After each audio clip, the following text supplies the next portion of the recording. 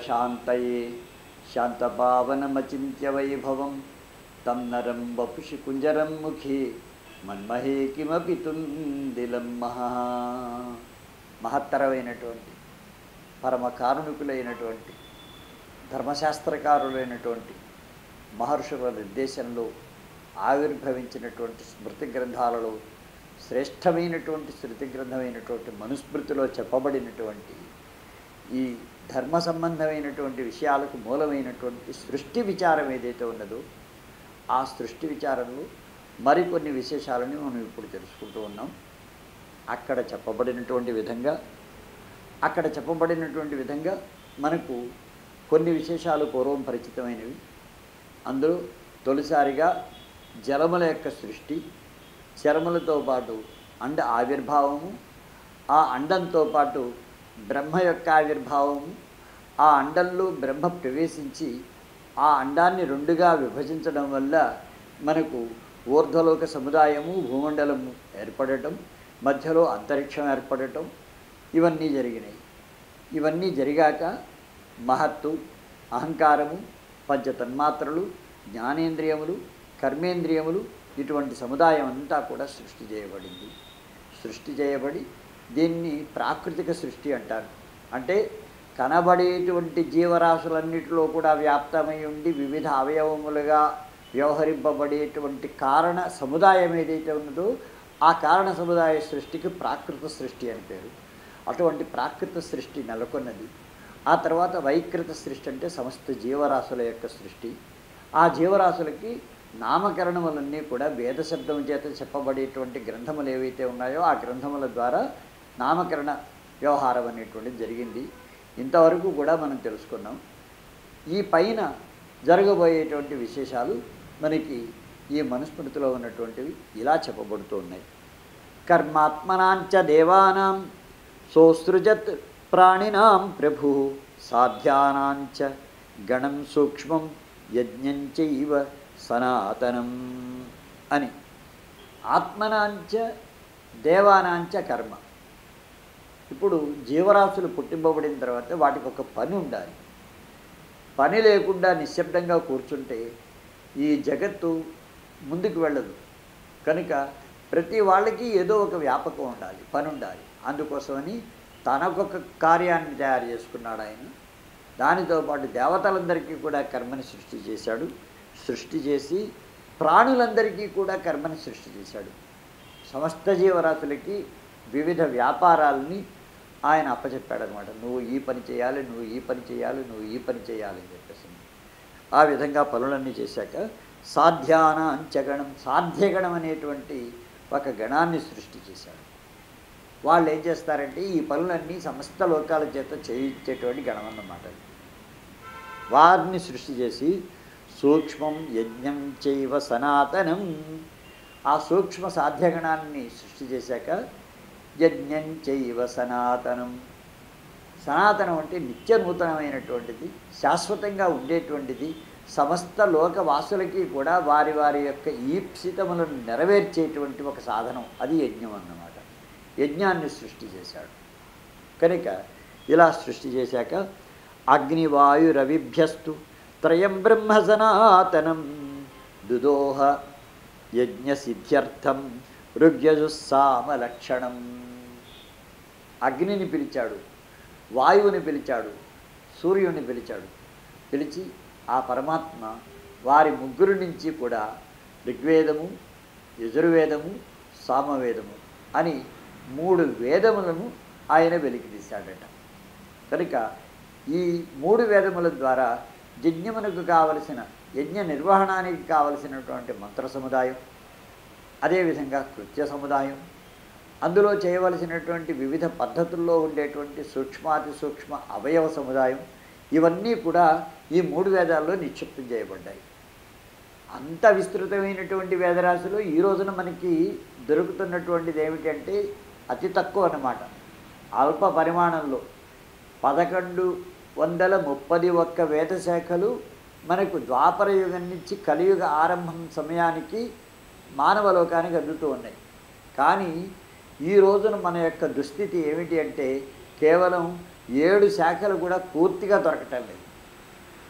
11 శాఖలు సగం సగంగా దొరుకుతున్నాయి. ఆ 11లో 7 శాఖలు పేర్లు వినబడుతున్నాయి. ఆ 7 శాఖల్లో ఇంచుమించుగా 5-6 శాఖలకు సంబంధించినటువంటి పూర్తి అంశాలు ఇవన్నీ దొరుకుతున్నాయి అన్నమాట. ఆంశికంగా అనేక ఉపనిషత్తులు ఉన్నాయి, అనేక ఆరణ్యకాలు ఉన్నాయి, బ్రాహ్మణాలు ఉన్నాయి, ఇవన్నీ ఉన్నాయి. కానీ పూర్తిగా ఉన్నటువంటి మాత్రం 7 శాఖలకు సంబంధించిన మాత్రం గ్రంథాలు లభిస్తున్నాయన్నమాట. ఇటువంటి స్థితిలో మనం ఉన్నాం. అనంతమైన వేదరాశి పూర్వం ఉండేది. ఆ వేదరాశి లేనటువంటి పేదరాశి మాత్రమే ఈ రోజున మన మధ్యలో సంచారం చేస్తున్నదన్నమాట.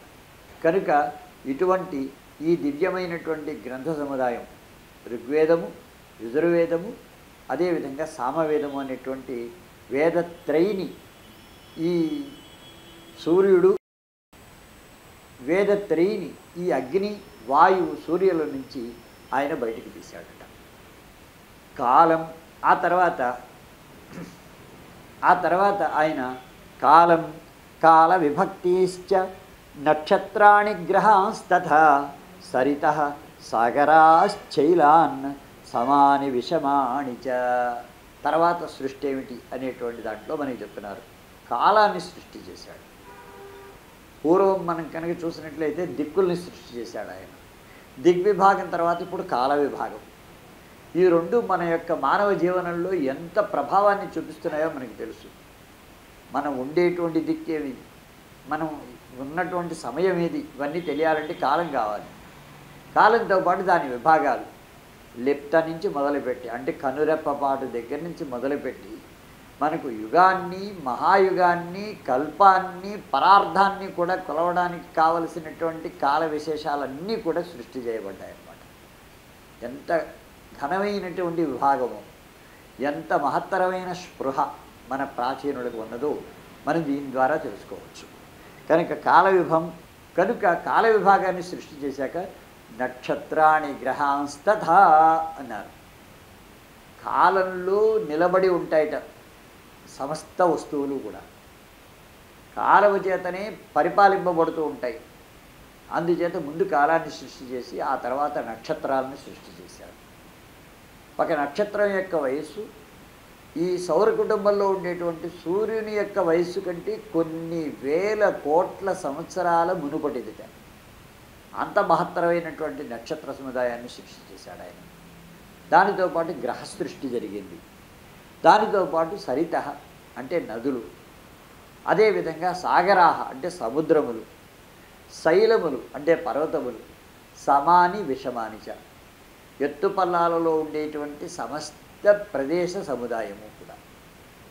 అంటే ఒక చోట పర్వతం, ఒక చోట లోయ, ఇలాగా నిమ్నోన్నతములుగా ఉండేటువంటి సమస్త భూమి యొక్క అవయవములు కూడా సృష్టి చేయబడ్డాయి. సృష్టి చేశాక తపో వాచం సతిం చైవ కామం చ క్రోధమేవ చ సృష్టిం ససర్జ చేవాం స్రష్టుమిచ్చన్ ఇమా ప్రజాః.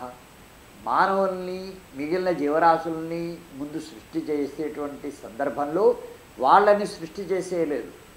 వాళ్ళకి కావలసిన అనేక విషయాల్ని సృష్టి చేశాడు. వాటిలో తపస్సుని సృష్టి చేశాడు. వాణీం వాచం అంటే వాక్కుని సృష్టి చేశాడు. రతిం ఇష్టాన్ని సృష్టి చేశాడు. కామం కోరికని సృష్టి చేశాడు. క్రోధమేవచ కోపాన్ని సృష్టి చేశాడు. ఈ విధంగా వీటన్నిటినీ సృష్టి చేసి ఆ తర్వాత ఈ ప్రజలందరినీ సృష్టి చేసేందుకు ఉద్యుక్తుడయ్యాడు అని చెప్తున్నారు అన్నమాట. కర్మణాంచ వివేకార్థం ధర్మాధర్మౌ వ్యవేచయతు. ఆ పైన కర్మల యొక్క వివేకం కోసమని ఇది ధర్మము, ఇది అధర్మము అని అందరూ తెలుసుకునేందుకు ధర్మాధర్మాల్ని సృష్టి చేశాడు. అది ధర్మబద్ధమైనటువంటి సృష్టి విచారం, సృష్టి వికాసం, సృష్టి ప్రక్రియ అంటేను. కనుక ద్వంద్వై అయోజయత్య ఇమాః సుఖదుఃఖాది విప్రజాః. ద్వంద్వముల చేత ఈ సృష్టి చేయబడినటువంటి జీవరాశులందరినీ కూడా ఆయన యోజన చేశాడు, కలిపాడట. ద్వంద్వములంటే సుఖము, దుఃఖము, చీకటి, వెలుగు, కష్టము, నష్టము, ఇలాంటివన్నీ కూడా, ఇష్టము, కష్టము, ఇష్టము, ఇలాంటివన్నీ కూడా అన్నమాట. పగలు రాత్రి ఇవన్నీ ద్వంద్వాలు. ఈ ద్వంద్వములన్నీ కూడా జీవరాశుల్ని ఆయాసపరుస్తూ ఉంటాయి. ద్వంద్వాతీతమైనటువంటి స్థితికి చేరుకున్నప్పుడు మానవుల్లో ఉండేటువంటి దైవత్వం బయటకు వస్తుంది. అంతవరకు కూడా ఈ కష్టాలని నష్టాలని అనుభవించక తప్పదన్నమాట. కనుక ఈ విధంగా ద్వంద్వై అయోజయత్ చ ఇమాహ సుఖదుఃఖాధి విప్రజా, సుఖము దుఃఖము మొదలైనటువంటి ద్వంద్వాలతోటి ప్రజల్ని ఆయన యోజన చేశాడు, కలిపాడు. అన్యో మాత్రా వినాశిన్య దశార్ధానాంతు యా స్మృతా తాభి సార్ధమిదం సర్వం సంభవత్యనుపూర్వశ. ఈ వస్తువులన్నీ కూడా పుట్టాక వీటి తర్వాత ఆనుపూర్వితోటి, ముందు తాతలు, ఆ తర్వాత తండ్రులు, ఆ తర్వాత తనయులు, ఆ తర్వాత మనుమలు, మునిమనుమలు, ఈ విధంగా తరం పెరిగేటువంటి విధంగా వ్యవస్థ ఏర్పాటు చేశాడు. చేసి అన్యో మాత్రా వినాశిన్య, అణురూపంలో ఉండేటువంటివి, సూక్ష్మమైన మాత్రాస్వరూపంలో ఉండేటువంటివి, నశ్వరశీలమైనటువంటివి, ఇలాగా అనేక రకాలైనటువంటి విషయాలను సృష్టి చేశాడు. చేసి వాటన్నిటితోటి ఈ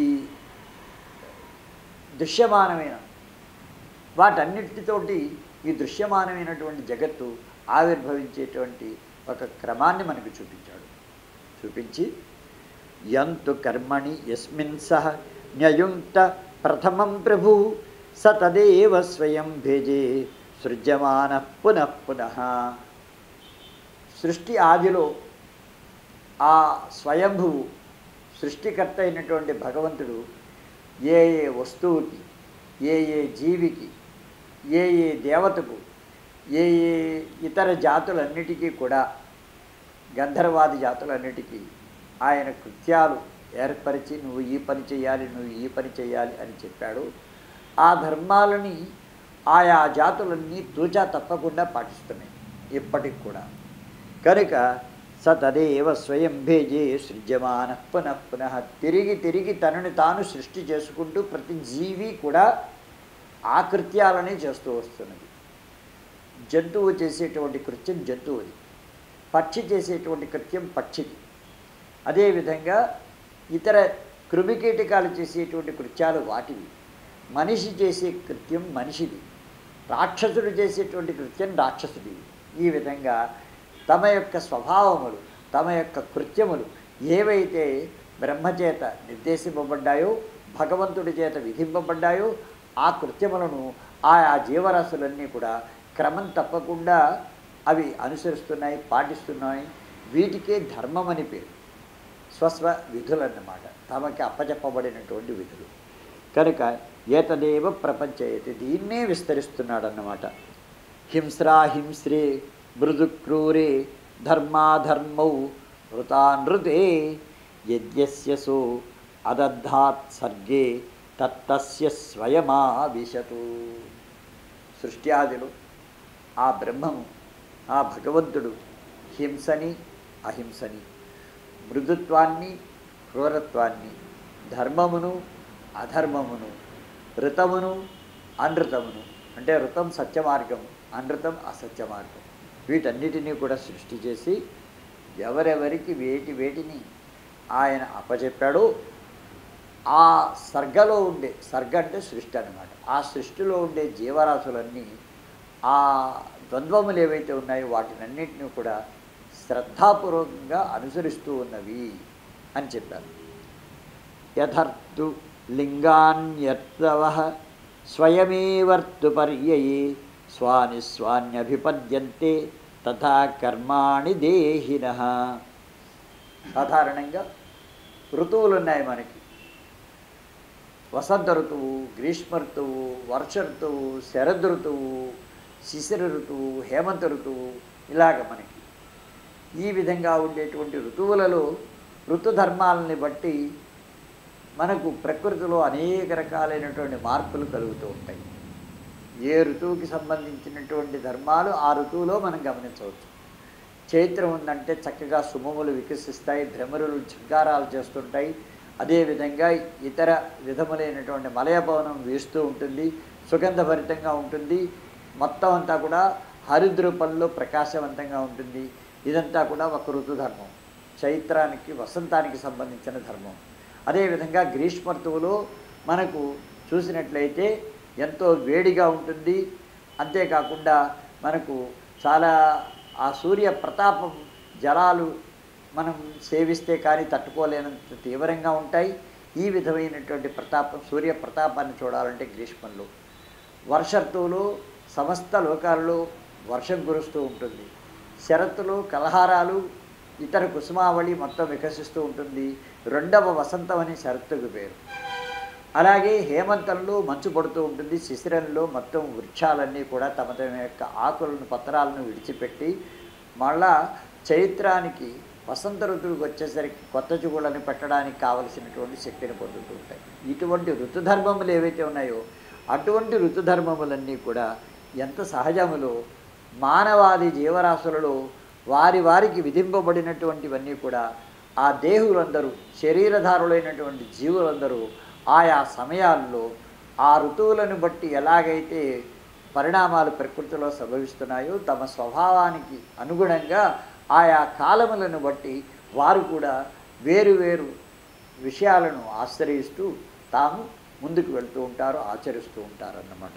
కనుక లోకానాంతు వివృద్ధ్యర్థం ముఖబాహూరుపాదతః బ్రాహ్మణం క్షత్రియం వైశ్యం శూద్రంచ నిరవర్తయత్ అని మనకు ఇక్కడ ప్రాచీన కాలంలో ఈ చాతుర్వర్ణ్య వ్యవస్థ అనేటువంటిది ఉన్నది.